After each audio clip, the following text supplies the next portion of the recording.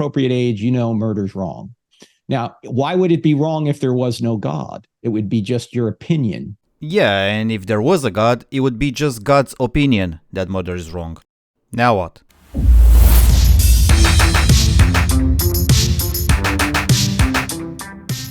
What's going on, YouTube? Straight into the point. Today, we're discussing Frank Turek's view on morality and God, and in the process, his inability to understand what makes for an objective moral system. Grab a cup of coffee and a blankie, pause your Netflix, and watch me work my magic. But first, is there objective morality? All these questions are, integrated into each other. Let's start. Is there objective morality? Sure. I think we know that by intuition. Okay. In fact, Jay Budziszewski at UT Austin wrote a book 20 years ago called What We Can't Not Know. And he basically says this: when you're old enough to know what murder is and what wrong is, you know that murder is wrong. It's not innate knowledge. You weren't born knowing it, but your mind is structured in such a way based on the fact it's made in the image of God that when you're old enough, if your mind is functioning properly, you know murder's wrong. Okay, right from the get-go, I have 2 points to discuss. First, the meaning of objective morality, because what Frank Turek and pretty much all religious apologists mean by objective is universal and absolute, given from God, the literally highest form of moral value. However, I also believe that morality is objective, but I'm an atheist. So how is that possible given that the notion of objective implies the existence of God? The answer is simple. It doesn't. As you can see here, objective simply means not subjective or not influenced by personal opinions, desires, and feelings. The fact that I exist and have created this video and you're watching it is an objective fact, not an absolute one, because maybe we're brains in a vat. I cannot solve the hard problem of solipsism, nor do I care to, but it is an objective fact that you and I are connected by this video. To transfer this to morality, my position is that morality is objective, as in there are moral facts that we can discover about the reality we live in, and these are impervious to subjective assessments. In other words, some actions are objectively moral or immoral, no matter the agent's personal opinion and biases. Murder, slavery, rape, stealing, these are all objectively immoral acts, but they're not universal and absolute. They're only objective based on the reasoning, given that reality and humans are governed by the current laws of the universe. If these laws change, if humans, for instance, when killed, start a new life in a different universe where there's no pain, suffering, death, and boredom, then murder would be no longer immoral, but actually moral and desirable. Sort of like a vaccine is today, momentary physical discomfort for a better outcome. When Frank Turek uses objective, he actually means universal and absolute, so he's not using it with the same meaning I do. Keep that in mind. The second point I'd like to address is the statement, when you're old enough to know what murder is and what wrong is, you know that murder is wrong. It's not innate knowledge. You weren't born knowing it, but your mind is structured in such a way based on the fact it's made in the image of God that when you're old enough, if your mind is functioning properly, you know murder's wrong. which is just utterly bizarre. While it's true that humans don't have an innate understanding of right and wrong the moment they're born, this understanding doesn't seep into their minds at a certain age. Instead, the notions of right and wrong are taught concepts that we teach at a social level. We learn that causing harm to others is wrong, which includes murder, since we're toddlers. And the more we mature, the more our understanding of the relationships we're supposed to have with other people sharpens. Naturally, intuition does play a role here because we're biologically built to play well with others, and the act of murder or simply producing harm conflicts with this drive. But you can't base your morality on intuition and empathy alone, because if you do, you have no basis to condemn psychopaths, for instance, because they cannot be considered moral agents, given that they don't experience empathy. This is why the main foundation for morality needs to rely on the idea of social utility, aka you can't have a stable and peaceful society, which is what most people want, if you don't have a clear understanding of the notion of immoral acts that are incompatible with such a peaceful society. Properly functioning mind, appropriate age, murder's wrong. Now, why would it be wrong if there was no God? It would be just your opinion. Why would murder be wrong if there was a God? The fact that God exists doesn't in any way explain why murder is wrong. The only thing that God's existence would achieve would be establishing an inescapable form of authority. Without that, you could kill someone and get away with it if the justice system doesn't catch you. But God's justice is all-reaching, all-knowing, all that. But that's it. God cannot serve as foundation for morality because God has no explanatory power. You cannot use God to explain why something is moral or immoral, only to establish authority. Because God says so is not an explanation, just like because I say so isn't either. One of the most common explanations I've heard is, murder is wrong because we're made in the image of God and we're all equal. This means that murder is essentially a sacrilegious act. Well, if murder is so horrendous, I guess God could have created humans without the drive to kill each other, or steal, or do any immoral act that would condemn them to eternal punishment, which, by the way, is also an immoral idea. And you can't use the, yeah, but if God changed our nature so that we don't have that drive, we wouldn't have free will argument, because I reject it. God also didn't give me the ability to fly like a bird or stop people from murdering each other with the power of my mind, if you know what I mean.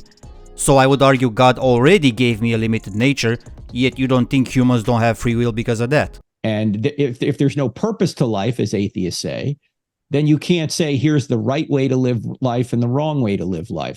Okay, pause. Turek here defines the idea of purpose to life as a God-imbued universal one, meaning that life as a phenomenon has an intrinsic and universal purpose completely separate from whatever subjective purpose humans might imbue it with. Keep that in mind as you listen to the following analogy. Sometimes I give this illustration, particularly on a college campus. I'll say, how do you know that your quarterback throwing a touchdown is better than your quarterback throwing a pick six? That's when he throws it to the other team and they take it back for a touchdown. And people initially don't get it. You know, they say, well, the rules. No, it's not just the rules. The only way you know a touchdown's better than an interception is you know the purpose of the game. And you know that a touchdown takes you closer to the purpose and a pick six takes you further away. Isn't this amazing?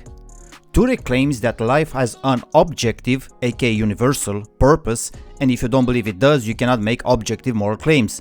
But then his analogy describes a completely subjective system created by humans with a subjective purpose, winning the game, and based on that purpose, he identifies objective ways to reach that purpose. Because the purpose of winning a football match, which is a direct correspondent to life's purpose, is subjective, Turek. People made it up when they created the game. However, even if the purpose of the game is entirely subjective, and I want you to listen to this very carefully, the fact that a touchdown takes you closer to that subjective goal than a pick six is objective. Your analogy proves that a moral system that lacks any God-given universal purpose can, in fact, produce objective moral statements. Now, unlike in football, morality isn't based on subjective goals, but rather objective ones. People preferring life over death, health over sickness, and happiness over suffering isn't a matter of subjectivity in the same way that preferring chocolate over strawberries. Rather, these fundamental preferences are ingrained in our biology and they have driven our species to survive, multiply, and thrive across history. Without them, we would have no human societies. This means that I don't need to discover the purpose of life in the universe to create an objective moral system. All I need is the knowledge that I share the planet with other people and I like to live in peace and security and keep myself and my family happy and safe. So naturally, I will gravitate towards people who share the same values. And together, we will create a system where murder, along with other reprehensible behaviors, is considered immoral because in a system that aims to promote peace, happiness, security and comfort, murder is an antithetical phenomenon. This is an objective moral assessment, not a subjective one. So there you have it. You can't get this ought from biology. You only get an is. This is what happens.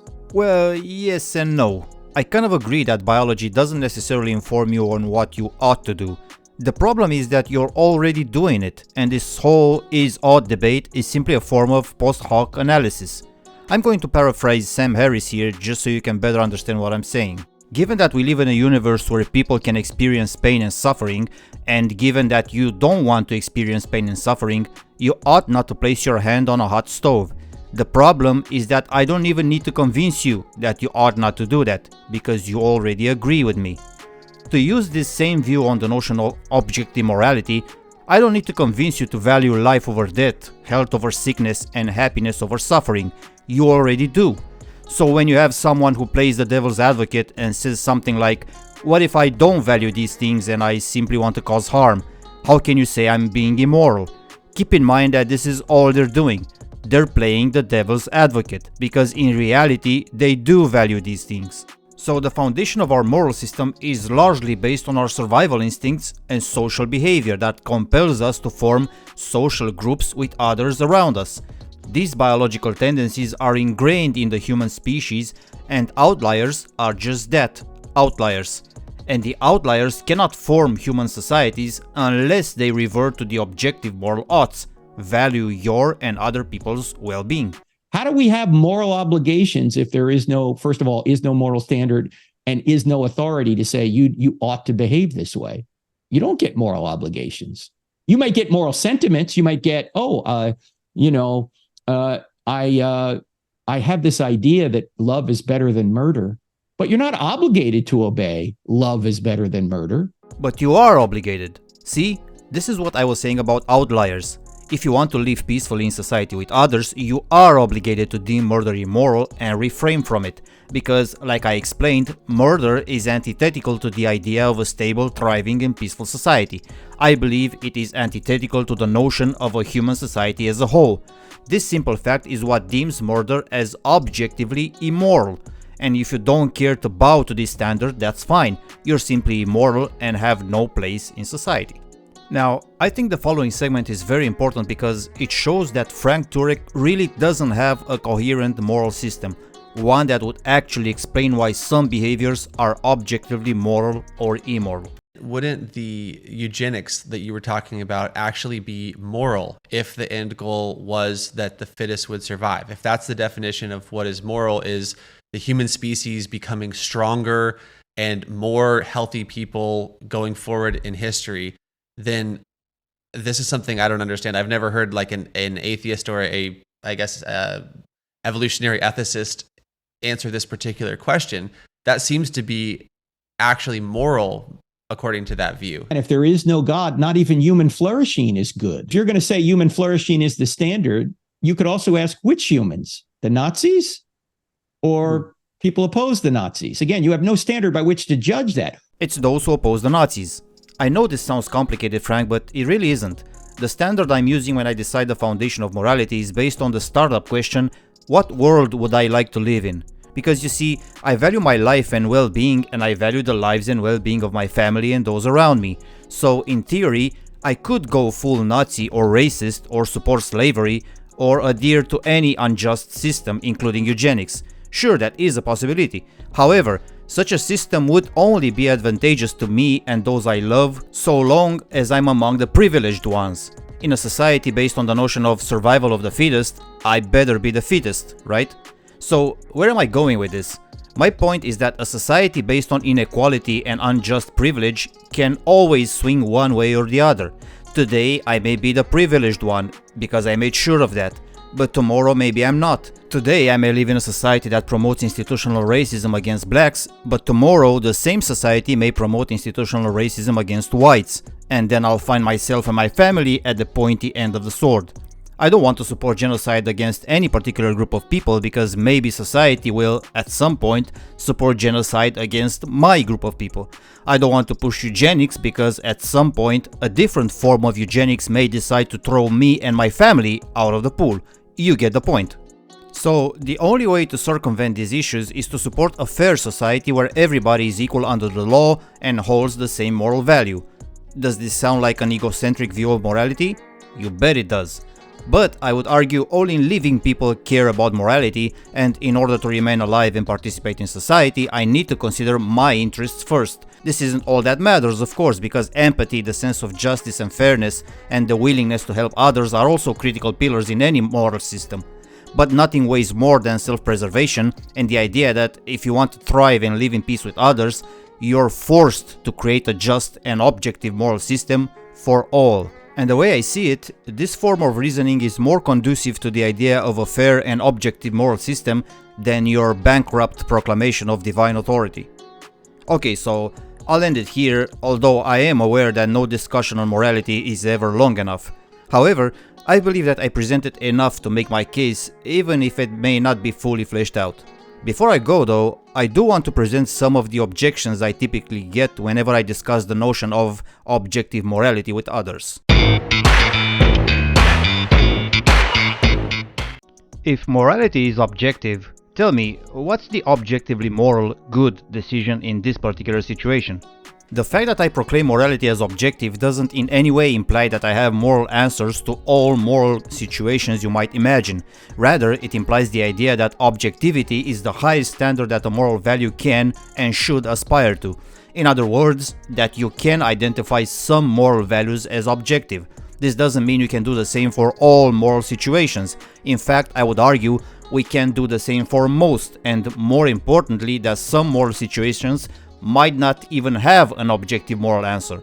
This in no way contradicts the idea that morality can produce objective moral assessments in some cases, or that we should aspire to produce objective moral assessments in all cases if and when possible. Morality is created by humans, which makes it implicitly subjective. Except it doesn't. Chess is also created by humans, which does make it a subjective system, I agree. Chess's rules are also subjective as it's its goal. But once you have the rules and you have the goal, some moves are objectively better than others with respect to that goal. This applies almost perfectly to morality with one notable difference. We're pawns in a game of chess that we didn't even create. Mother Nature created it for us, placed us on the board and forced us to play it. We have no other option unless you consider dying as an option. The game's goal is set by our biology: survive, thrive, create stable and peaceful societies with others. And I agree that we create the rules, but we do so because we have no other option. And the rules we create must take us closer to our biological intrinsic goals, because that's exactly where we want them to take us anyway.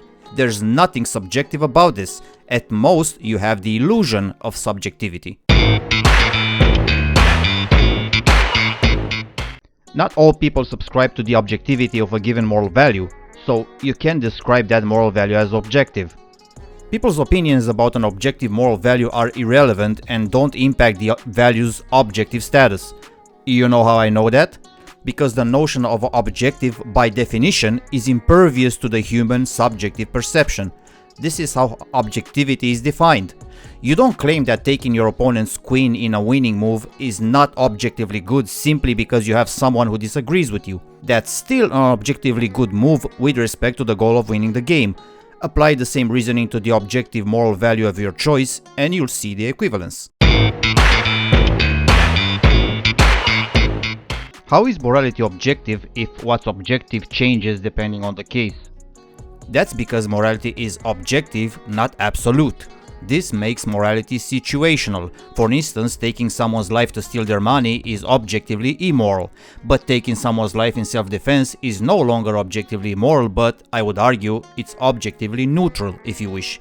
So you can claim that taking someone's life is objectively immoral in all cases. It depends on the situation. How do you justify the claim that the victim's well-being is more important than the killer's gratification resulting from the act of murder? I justify it based on the premise that if we were to value the murderer's gratification over the victim's well-being, society would not exist. Morality doesn't assess the interactions between humans in a philosophical void, but rather it does it in a social context. I may not be able to justify choosing the victim over the killer in a hypothetical scenario, stripped of any type of paradigm, but fortunately we do exist in a paradigm. One where people have the biological drives of surviving, thriving, avoiding suffering, and forming peaceful and stable societies with others. And in this paradigm, you must choose the victim over the killer. Saying that most people value their own well-being and they base their morality on that sounds like morality is the result of what the majority decides. I agree, it does sound like that. Except it's not like that. The foundation of an objective moral system isn't majority decision, but rather the human's biological drives, without which human societies cannot exist. The fact that humans who value their well-being represent the majority, and it's the majority that creates the moral system, doesn't mean that the foundation of the moral system is the will of the majority. That's just a fallacious simplification that mistakes correlation for causation. So, your objective moral system is simply utilitarianism. You're basically sacrificing the individual's well-being for the well-being of the society. That's correct. but only when it comes to assessing the foundation of the moral system, the very first building blocks without which human society could not even exist. In other words, I do not care about your well-being, free will, and any other individual markers if you're about to kill someone, because your actions violate the very foundation that society is built upon. But once we've established a solid moral foundation for society to become possible, I no longer argue for utilitarianism, because I believe that the well-being of society is defined through the well-being of the people forming it. And I agree that knowing when to sacrifice individual freedoms in the name of social good and vice versa is a delicate, grey and complex process that in most cases doesn't have an objective answer, at least not yet. I don't pretend to know how to do that in all situations imaginable, and I don't think anyone does. So we'll use common sense and consensus to approximate what we believe is the objectively good move until such time we can actually understand the objectively good move. The foundation of your moral system is subjective because not everybody is born with the same understanding of reality, aka not everybody wants to live, thrive and coexist with others. I've already addressed this briefly earlier into the video, but I feel like it's worth a bit more detailing. To put it simply, I don't think that's the case. I understand how someone can proclaim these biological drives as subjective simply because not everybody has them, but I disagree. Envision humans as the grains of sand landing at your feet after you throw them into the air. Their natural state is order, and no matter how much chaos you try to insert into their system, they always crave for order. And just like the sand is drawn into order by gravity, so too are human societies drawn into order by the human's most basic biological drives. So, in a sense, the biological makeup of the human species is as objective as the laws of the universe. Sure, it may produce anomalies at times, just like the laws of the universe became chaotic in the heart of black holes or at the horizon of the Big Bang, but they always crave for order and stability. And there's nothing subjective about it. So, there you have it. I may have missed one or two objections, but I feel like I've made my point, at least for this video. If you like my content and want to support my work, consider checking out my Patreon. If not, hit the like button so I too can hit the YouTube algorithm. It's the objectively moral thing to do.